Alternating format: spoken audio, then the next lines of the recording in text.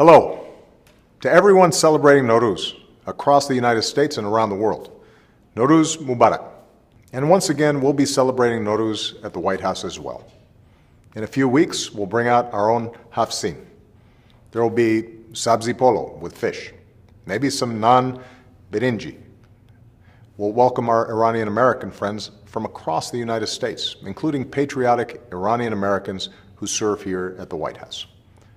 The great poet Feridun Mushiri once wrote, "Open the windows, for the kind breeze is celebrating the birthday of the flowers, and spring on each and every branch next to each leaf has lit candles." Every year as president, I've taken this opportunity, the hope of spring, to speak directly to the people of Iran about how we might open a new window and begin a new relationship between our countries. Now, for the first time in decades, there's a chance for a different future. Over the years, you've heard me say that the United States was prepared to engage with Iran in a spirit of mutual interest and mutual respect. Well, that's exactly what we did. In the last few years, our diplomats and nuclear scientists sat down together and negotiated face to face. And last summer, along with our international partners, we reached the historic deal on Iran's nuclear program. 2 months ago, Iran fulfilled key commitments under that deal.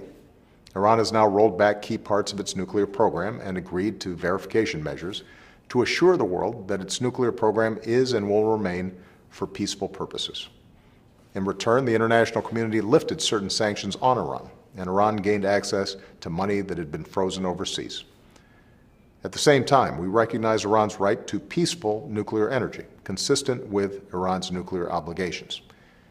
It may take time for you, the Iranian people, to feel the full benefits of the lifting of these sanctions in your daily lives, but the benefits are undeniable. Iran now has the opportunity to begin reintegrating itself with the global economy. That means more trade and investment, which will mean more jobs, including for young Iranians who dream of pursuing their careers and making their mark on the world.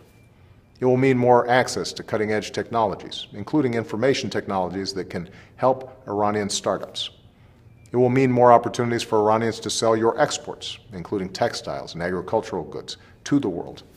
And I know that Americans are eager to buy more of your beautiful Persian carpets, caviar, pistachios, and saffron. More tourists will visit historic sites like Shiraz, Tabriz, and Isfahan, and spend their money in your shops and restaurants. Iranians, including students, will have more opportunities to travel and study abroad. The nuclear deal was never intended to resolve all the disputes between our two nations, and the United States continues to have profound differences with the Iranian government.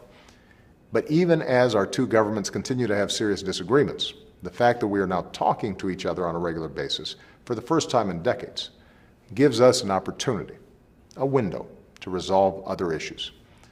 As we do, I firmly believe that we can continue to expand the connections between the American and Iranian people. This week, I'm making a historic visit to Cuba. For decades, our two governments were locked in conflict. Not long ago, my visit to Havana would have been unthinkable. This week, I'll focus on how we can build more trade and ties between our two peoples.